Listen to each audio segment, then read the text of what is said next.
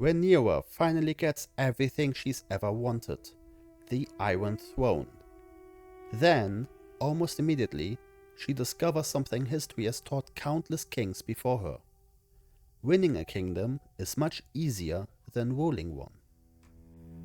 The treasury is empty, King's Landing is starving, the faith refuses to support her. Lord Corlys wants her to legitimize his bastard sons, but by doing so she would undermine the legitimacy of her own heirs. Even the Red Keep is falling apart. Rats run through the halls. Everything she fought to inherit is already beginning to collapse. Then Daemon confronts her with something that sounds completely insane. You have 6 dragons. Aegon the Conqueror had 3. Why are we sitting here? Let's conquer Dorne. Let's conquer Essos. Let's conquer E.T. We hear that and think classic Daemon, impatient, violent, always reaching for the sword. However, history suggests he is making an excellent argument. He is talking about one of the oldest solutions to a failing state ever invented. Think about Rhaenyra's situation. She doesn't just have one problem, she has every problem a ruler can have. No money, hungry citizens, fractured alliances, questioned legitimacy, and exhausted nobility. She's inherited a kingdom that's running out of everything except enemies. Most rulers would now ask, how do I fix these problems? Daemon poses a very different question. Why are we trying to fix them at all? It is an astonishing shift in perspective. Instead of managing decline, you create growth. Instead of defending what's left, you go and take more. Now, this sounds reckless, until you realize that some of history's greatest empires worked exactly this way. Not because the rulers were bloodthirsty, because conquest solved problems. It solved 3 of them in particular. The first was money. Wars are expensive, especially civil wars.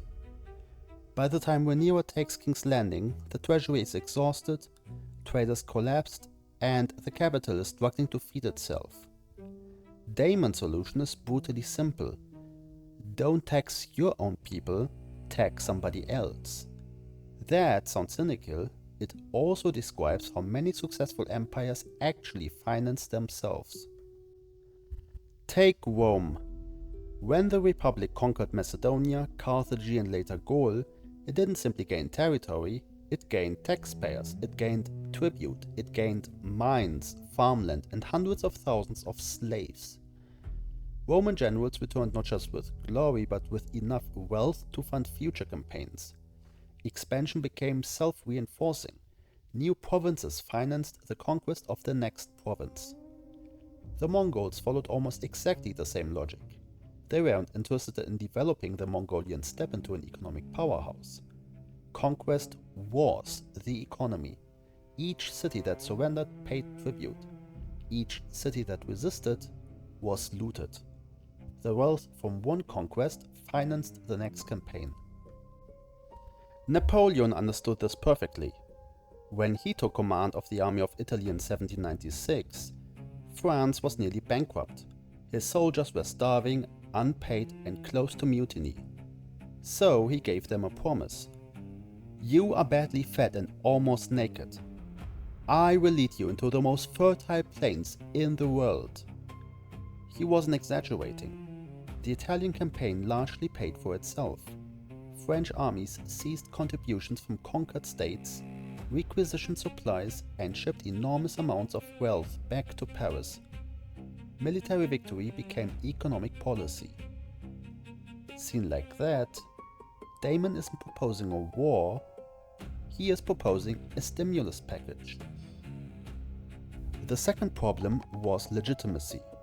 Rulers don't stay in power because everyone loves them, they stay in power because enough people believe opposing them is pointless. Victory creates that belief. Think about Julius Caesar. Every campaign in Gaul made him richer, more famous, and politically untouchable in Rome. Success became proof that he deserved to rule. That's exactly what Rhaenyra lacks. She won King's Landing, but she hasn't won confidence. The city is starving, the treasury is empty, the faith distrusts her. The nobles argue among themselves. A spectacular foreign victory changes the conversation overnight. Nobody asks whether you're the rightful queen, they ask where the army marches next. The third problem was political. The greatest threat to medieval kings usually wasn't a foreign enemy, it was their own nobility. Powerful lords are dangerous when they're sitting at home. They're much less dangerous when they're trying to win glory somewhere else. Rome understood this, so did medieval kings. Foreign campaigns redirected ambition.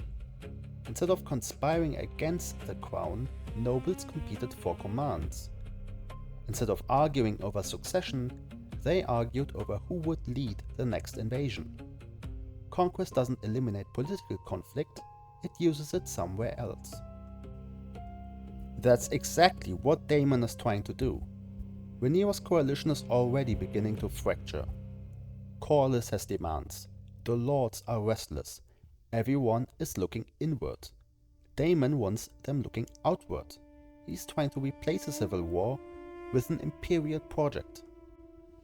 And suddenly, Daemon's proposal starts sounding less like madness and more like statecraft. Look at Rhaenyra through his eyes. The treasury is empty, so conquer somewhere rich. The nobles are restless, give them a war. The people are hungry. Bring home tribute and grain. She's reacting to crises.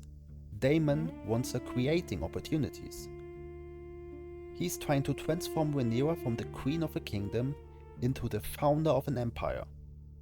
And if we're being honest, history gives him plenty of evidence. But then the entire argument runs into one enormous problem. Conquest is not governance. This is the mistake almost every would-be conqueror eventually makes. Winning battles and ruling people are completely different skills. Dragons make the first one remarkably easy. They contribute almost nothing to the second. A dragon can burn a castle, it can't collect taxes, negotiate with local elites, settle disputes, or appoint governors. This is where Daemon's plan begins to fall apart.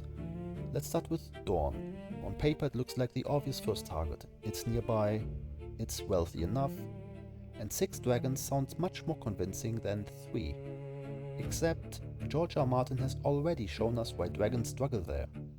The Dornish don't fight the kind of war dragons are designed to win. They avoid decisive battles, they disappear into mountains and deserts, they turn conquest into occupation. And occupations are expensive. Especially for a crown that's already broke. Essos is an even bigger challenge.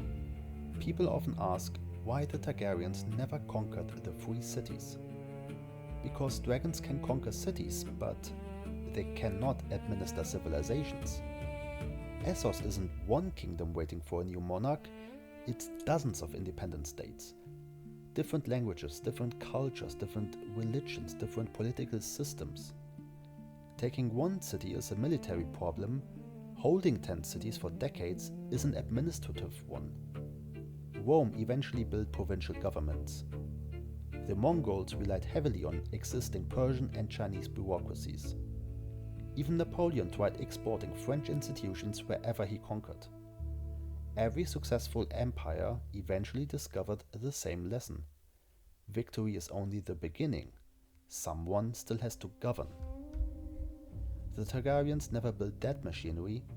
They have overwhelming military power, but very limited state capacity. Which brings us back to Rhaenyra. The tragedy of this scene isn't that Daemon misunderstands conquest, he understands it remarkably well. The tragedy is that he mistakes conquest for a substitute for governance, and history is full of rulers who made exactly the same mistake. We usually imagine empires expanding because they're strong. In reality, many expand because they're weak. Expansions become a way to postpone solving problems at home. It buys money, legitimacy, time. But it doesn't solve the underlying crises. Eventually, the empire has to stop expanding.